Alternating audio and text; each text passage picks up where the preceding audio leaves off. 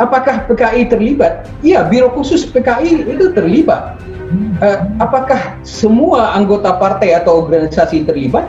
Tentu kita bisa perdebatkan ini. Karena apa? Karena kalau semua anggota PKI itu terlibat, yang jumlahnya itu diklaim 3 juta, pasti akan terjadi perlawanan yang akan memakan waktu sangat lama.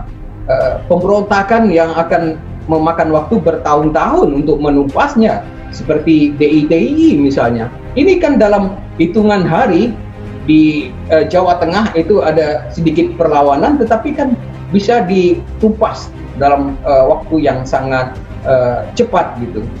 Itulah karena gerakan ini ya tadi gerakan yang sifatnya penculikan terhadap beberapa orang jenderal gitu.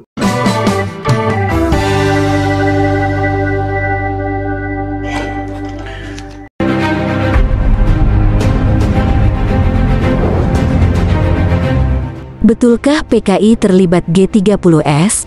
Ditulis oleh Asfi Warman Adam, ahli peneliti utama LIPI. Sejarah, menurut E. Char dalam buku teksnya, What is History, adalah dialog yang tak pernah selesai antara masa sekarang dan lampau, suatu proses interaksi yang berkesinambungan antara sejarawan dan fakta-fakta yang dimilikinya. Jadi, tidak ada tulisan atau buku sejarah yang final. Bila ditemukan sumber atau fakta baru, buku sejarah yang lama bisa direvisi.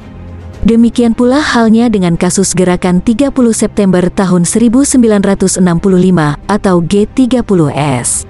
Setelah Soeharto berhenti menjadi presiden pada 1998 lalu, sudah terbit beberapa buku baru yang mengungkapkan hal yang selama ini kurang diketahui masyarakat.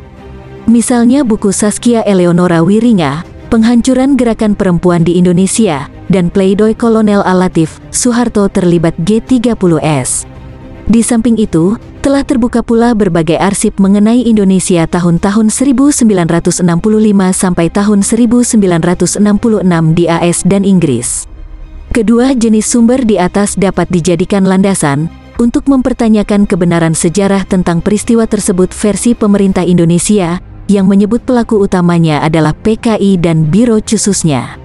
Dalam bukunya, Latif mengungkapkan bahwa ia ditangkap tanggal 11 Oktober tahun 1965.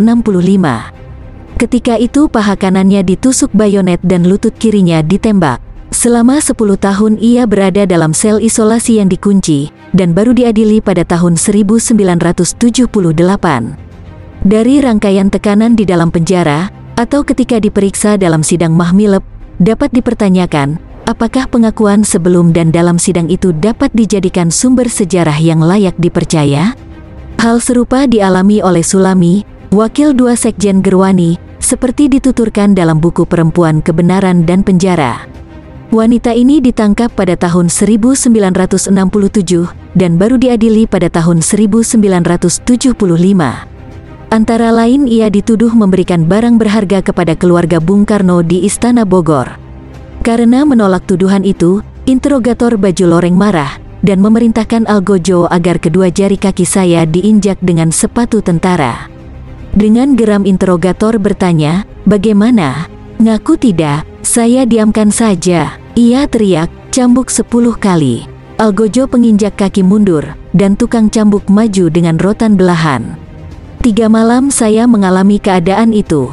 Kedua pengalaman di atas rasanya sudah cukup untuk meragukan validitas sumber yang dipergunakan dalam menyusun sejarah versi pemerintah Orde Baru. Selain itu, dapat dikatakan bahwa alasan utama untuk menyimpulkan bahwa PKI sebagai organisasi mendalangi G30S tidak kuat.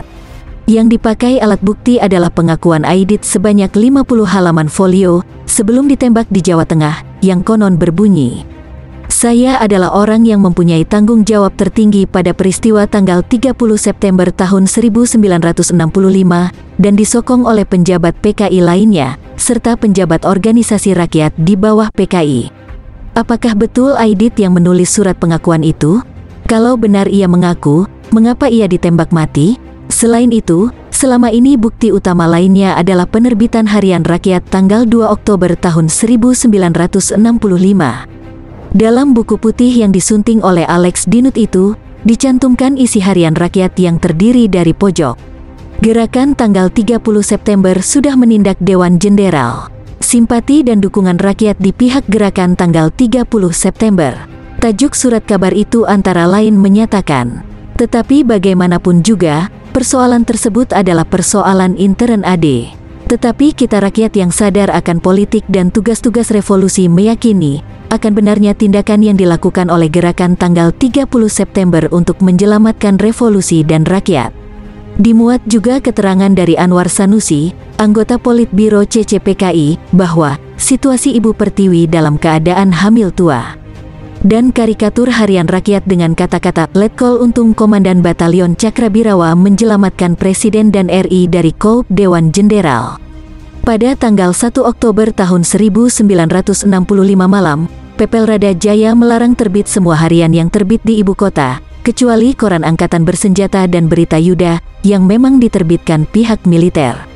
Surat Perintah Pangdam 5 Jaya, nomor 01 DRT 10/1965 yang dikeluarkan Maijen Umar Wirahadikumah berbunyi, dalam rangka mengamankan pemberitaan yang simpang siur mengenai peristiwa pengkhianatan oleh apa yang dinamakan Komando Gerakan tanggal 30 September Dewan Revolusi, perlu adanya tindakan-tindakan penguasaan terhadap media-media pemberitaan.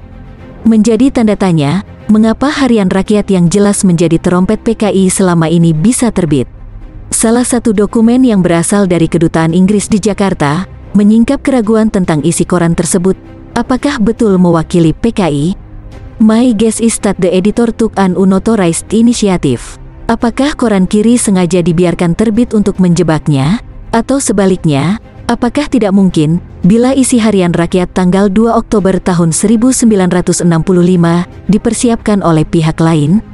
Larangan terbit semua koran itu, meskipun hanya 5 hari, sangat menentukan, karena informasi dikuasai dan dimonopoli oleh pihak militer. Ketakutan akan dibredel kembali, menyebabkan semua media massa hanya menulis atau mengutip pemberitaan, sesuai dengan keinginan pemerintah pihak keamanan. Kampanye tentang keganasan komunis dengan gencar dilakukan oleh kedua harian militer tersebut. Berita Yuda Minggu, tanggal 11 Oktober tahun 1965 memberitakan, bahwa tubuh para jenderal itu telah dirusak. Mata dicungkil dan sementara itu ada yang dipotong kemaluan mereka. Sedangkan sukarelawan-sukarelawan Gerwani melakukan hubungan tidak senonoh dengan mayat para jenderal itu. Padahal, menurut visum dokter tidaklah demikian. Para korban itu meninggal dengan luka-luka karena tembakan atau terbentur dinding sumur di lubang buaya. Saskia Wiringa mencatat bahwa koran angkatan bersenjata dan berita Yuda menyiarkan kampanye sadistis sejenis ini secara teratur sampai bulan Desember tahun 1965. Informasi, atau lebih tepat disinformasi, itulah antara lain yang menyulut kemarahan rakyat dan akhirnya melakukan pembunuhan besar-besaran terhadap mereka yang dicurigai sebagai anggota PKI. Kampanye untuk menghantam komunis ini mendapat dukungan penuh dari dunia barat. Dalam dokumen dari pihak Inggris yang dialamatkan ke Singapura, mengenai Indonesian Disturbances ditulis, meanwhile, we certainly do not exclude any unattributable propaganda or PSYWAR activities, which would contribute to weakening the PKI permanently. We therefore agree with the recommendation in last sentence your paragraph 2. Suitable propaganda themes might be, PKI brutally in murdering generals and Nasution's daughter. Chinese interference in particular arms shipments, PKI subverting Indonesia as agents of foreign communists, fact that Adit and other prominent communists went to ground, the virtual kidnapping of Sukarno by Untung and PKI, etc., etc. We want to act quickly while the Indonesian are still off balance, but treatment will need to be subtle. Sebetulnya, kalau buku putih yang dikeluarkan oleh Sekretariat Negara RI tahun 1994 dibaca dengan seksama, bisa diperoleh kesimpulan yang tentu tidak diharapkan oleh pembuat buku tersebut. Dalam buku Gerakan tanggal 30 September, pemberontakan Partai Komunis Indonesia itu terdapat indeks nama sebanyak 306 orang tokoh pada 10 halaman. Kalau kita melihat daftar indeks itu, terlihat bahwa kasus tersebut pada intinya menyangkut Presiden Sukarno, disebut 128 kali, 2 tokoh PKI, Aidit dan Syam, 77 kali, dan 2 kubu perwira ABRI, 107 kali. Dalam indeks kata penting, 3 kata yang paling sering muncul adalah 1. Gerakan 30 September 2. Dewan Revolusi 3. Dewan Jenderal. Sedangkan kata PKI hanya disebut 2 kali. Jadi, buku ini berbicara lebih tentang tokoh PKI, atau menurut istilah Orde Baru, oknum, yaitu Aidit dan Syam, ketimbang mengenai PKI sebagai sebuah organisasi sosial politik. Aidit memang ketua PKI, tetapi dalam suratnya kepada Soekarno ia mengatakan bahwa tanggal 30 September tengah malam, saya diambil oleh orang berpakaian Cakrabirawa, tidak saya kenal, dengan keterangan, dipanggil ke istana untuk sidang darurat kabinet, tetapi kendaraan tersebut menuju ke jurusan Jatinegara. Kemudian pindah mobil terus menuju ke sebuah kampung dan ditempatkan di sebuah rumah kecil. Di situ saya diberitahu bahwa akan diadakan penangkapan terhadap anggota-anggota Dewan Jenderal. Sedangkan Syam sendiri dalam berbagai buku masih diragukan identitas aslinya, apakah ia agen PKI yang disusupkan ke kalangan Angkatan Darat atau sebaliknya, intel tentara yang menyamar di tubuh PKI, atau bisa juga ia merupakan agen ganda. Mengenai G30S, penulis sendiri berpendapat bahwa mustahil peristiwa berdarah itu dirancang oleh pelaku tunggal, dan peristiwa tragis itu disebabkan oleh unsur internal, dalam negeri, didukung faktor eksternal, unsur asing. Tuduhan bahwa PKI menjadi dalang G30S, sebagaimana dimuat dalam buku putih versi pemerintah Orde Baru, dan diajarkan di sekolah-sekolah, patut dipertanyakan kembali. Tanggal 1 Oktober tahun 1965 malam, selain sebagai tanggal pemberedelan pres yang pertama dalam sejarah Orde Baru, bisa pula dianggap sebagai awal upaya perekayasaan sejarah di Indonesia. Saya tidak membantah perihal tindakan brutal oleh PKI dan ormasnya sebelum tahun 1965.